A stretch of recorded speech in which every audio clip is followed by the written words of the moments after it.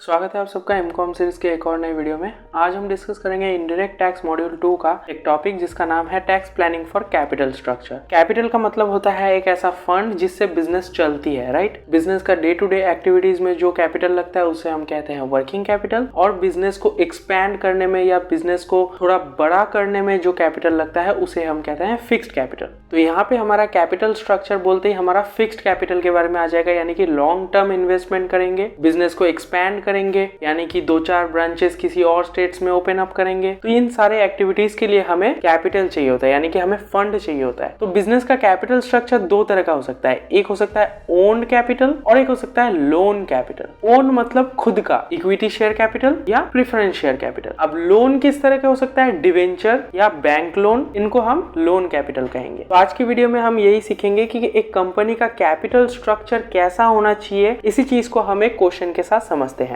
Since हमारे internals बहुत करीब है इसलिए मैंने एक ईयर पेपर लिया है ताकि आप समझ पाएं कि कैसे क्वेश्चंस आते हैं। 2019 का 5A क्वेश्चन है, स्कैनर में आपको मिल जाएगा। देखिए यहाँ पे बोला गया है, Greymind limited a manufacturing company wishes to expand its business which requires rupees 30 lakhs. The company is considering the following alternatives. तो देखिए यहाँ पे बोला गया है कंपनी के पास 3 अल्टरनेटिव है, यानी कि 3 ऑप्शंस है, राइट। और यहाँ पे कॉम्बिनेशन देखिए, इक्विटी शेयर है, प्रेफरेंस शेयर है, डिवेंचर है और लोन है, यानी कि यहाँ पे 2 ओन कैपिटल है और 2 लोन कैपिटल है। तो आपको क्या करना है, इन्हीं 4 ऑप्शंस के कुछ ऐसे कॉम्बिनेशंस निकालने हैं जिससे आपको मैक्सिमम बेनिफिट हो। तो देखिए फर्स्ट अल्टरनेटिव में बोला गया है कि ये जो 30 लाख है आप पूरा का पूरा इक्विटी शेयर से ले सकते हैं। सेकेंड अल्टरनेटिव में बोला गया है कि आप इक्विटी शेयर से सिर्फ 20 लाख लीजिए और बाकी जो 10 लाख है आप 10% डिवेंचर से लीजिए। और थर्ड अल्टरनेटिव में बोला गया है इक्विटी शेयर से आप 10 लाख लीजिए, प्रेफरेंस शेयर से आप 5 लाख लीजिए,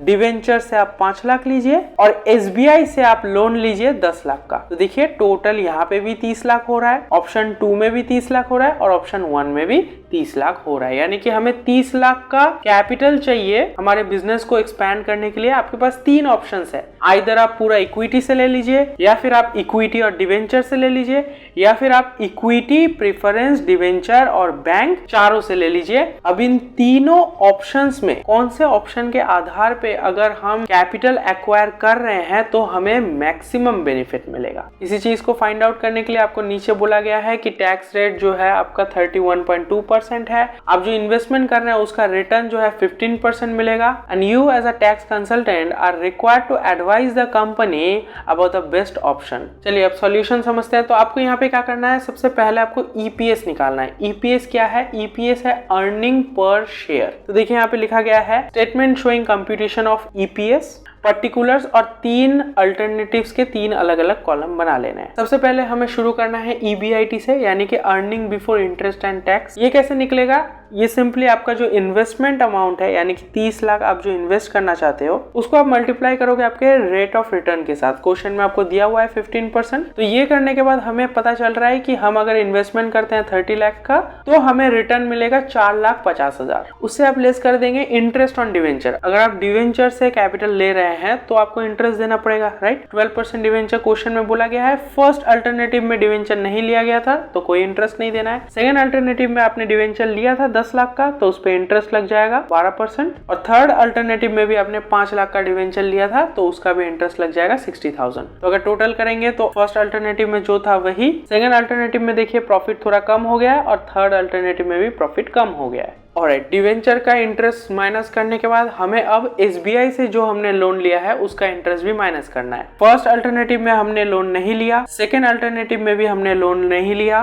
तो हमारा कोई इंटरेस्ट नहीं बनता है। थर्ड अल्टरनेटिव में आपने 10 लाख रुपए SBI से लोन लिया है जिसका 15% इंटरेस्ट अगर करें तो 1.5 लाख आता है। फर्स्ट अल्टरनेटिव में हमारा प्रॉफिट नहीं कमा, सेकेंड अल्टरनेटिव में भी डिवेंचर के बाद हमारा प्रॉफिट नहीं कमा, बट थर्ड अल्टरनेटिव में बैंक से लोन लेने के कारण हमारा प्रॉफिट थोड़ा सा कम हो गया। तो ये हमारा निकल करके आ गया EBT, यानी कि अर्निंग बिफोर टैक्स। अब हमें क्या करना है, टैक्स माइनस करना है। तो देखिए टैक्स माइनस करेंगे 31.2% ऑन ईबीटी, माइनस करने के बाद हमारा निकल करके आ जाएगा ईएटी या पीएटी, प्रॉफिट आफ्टर टैक्स या अर्निंग आफ्टर टैक्स। अब अर्निंग आफ्टर टैक्स निकालने के बाद हमें क्या करना है, हमारा जो प्रेफरेंस डिवेंचर था उनको हमें डिविडेंड दे देना है। तो फर्स्ट अल्टरनेटिव में कोई प्रेफरेंस नहीं था, सेकंड अल्टरनेटिव में भी कोई प्रेफरेंस नहीं था, तो उन्हें कोई डिविडेंड नहीं देंगे। थर्ड अल्टरनेटिव में सिर्फ 5 लाख का प्रेफरेंस शेयर होल्डर्स थे, तो उनको हम 9% का डिविडेंड दे देंगे जो आता है 45,000। और इसको सॉल्व करेंगे तो हमारा फाइनली निकल करके आ जाएगा earnings available to equity share holders. हमने डिवेंचर वालों को इंटरेस्ट दे दिया, बैंक वालों को इंटरेस्ट दे दिया, गवर्नमेंट को टैक्स दे दिया, प्रेफरेंस शेयर होल्डर्स को डिविडेंड दे दिया। अब हमारा बचा क्या, जो बचा वो हमारा है, राइट? हम कौन, इक्विटी शेयर होल्डर्स। तो ये एक सिग्निफिकेंट वैल्यू है, इसलिए इसको मार्क करेंगे कैपिटल ए। अब हमें क्या करना है, नंबर ऑफ इक्विटी शेयर्स निकालना है, राइट? ताकि हम निकाल पाए कि एक एक शेयर पे कितना अर्निंग होगा, राइट? तो नंबर ऑफ इक्विटी शेयर्स निकालना है। इसका फॉर्मूला क्या है, basically total value of equity shares जो कि फर्स्ट ऑप्शन में 30 लाख था, divided by price of equity shares. देखिए इक्विटी शेयर्स 10 रुपए के थे, फर्स्ट ऑप्शन में हम पूरे 30 लाख इक्विटी शेयर से लेना चाहते थे, तो इसको डिवाइड कर देंगे तो हमारा फर्स्ट अल्टरनेटिव में नंबर ऑफ इक्विटी शेयर्स आ जाएगा 3 लाख। अब सेकंड अल्टरनेटिव में number of equity shares change होगा, क्यों? क्योंकि इक्विटी शेयर से सिर्फ 20 लाख रुपए लेने वाले हैं, तो 20 लाख बाई 10, तो नंबर ऑफ इक्विटी शेयर्स हो गए 2 लाख। और देखिए थर्ड अल्टरनेटिव में हम 10 लाख इक्विटी शेयर से लेने वाले हैं, तो इसका कैलकुलेशन हो जाएगा 10 लाख बाई 10 यानी कि 1 लाख। इसको हम मार्क कर देंगे कैपिटल बी के साथ, और फाइनली हम निकालेंगे ईपीएस यानी कि अर्निंग पर शेयर, और उसका फॉर्मूला होगा ए डिवाइडेड बाई बी। तो फर्स्ट अल्टरनेटिव में 3,09,600 डिवाइडेड बाई 3 लाख, हमारा वैल्यू निकल करके आ रहा है 1.032। सेकेंड अल्टरनेटिव में देखिए 2,27,040 डिवाइडेड बाई 2 लाख, तो हमारा वैल्यू निकल करके आ रहा है 1.1352। और थर्ड अल्टरनेटिव में 120 को हम डिवाइड करेंगे 1 लाख के साथ, तो हमारा वैल्यू निकल करके आ रहा है 1.2012। अब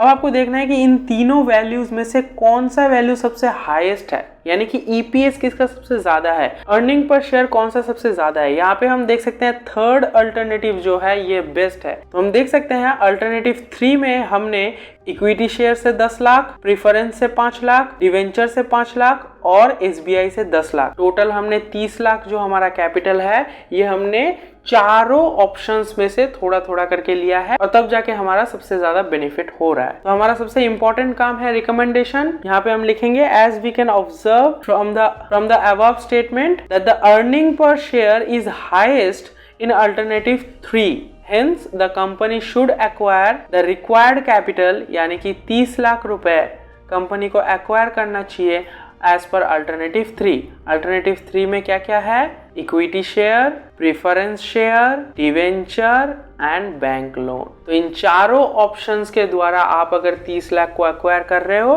तो आपको सबसे मैक्सिमम बेनिफिट मिलने वाला है। तो जस्ट लाइक दैट आप बहुत आसानी से 10 मार्क्स अपने लिए बुक कर सकते हैं। बस आपको ये कंसेप्ट्स याद रखने हैं और इसके लिए थोड़ा सा प्रैक्टिस करना पड़ेगा। तो हम एवरी वीक ऐसे कंसेप्ट्स डिस्कस करते रहते हैं, आप ये वीडियोस मिस ना कर जाइए, इसलिए चैनल को सब्सक्राइब कर दीजिए। हम साइमल्टेनियसली अदर सब्जेक्ट्स भी कवर अप कर रहे हैं, जैसे कि operation research, tax module 1 and tax module 2। अगर आपने वो वीडियोस अभी तक नहीं देखा है तो डिस्क्रिप्शन में प्लेलिस्ट का लिंक अवेलेबल है, जाकर जरूर चेकआउट कीजिएगा। अगर वीडियो अच्छा लगे तो लाइक करके अपने दोस्तों के साथ शेयर कीजिएगा। अगर कुछ डाउट हो तो कमेंट सेक्शन में कमेंट करके पूछ सकते हैं। मिलते हैं हम अपकमिंग वीडियोस में, तब तक के लिए जय हिंद, वंदे मातरम।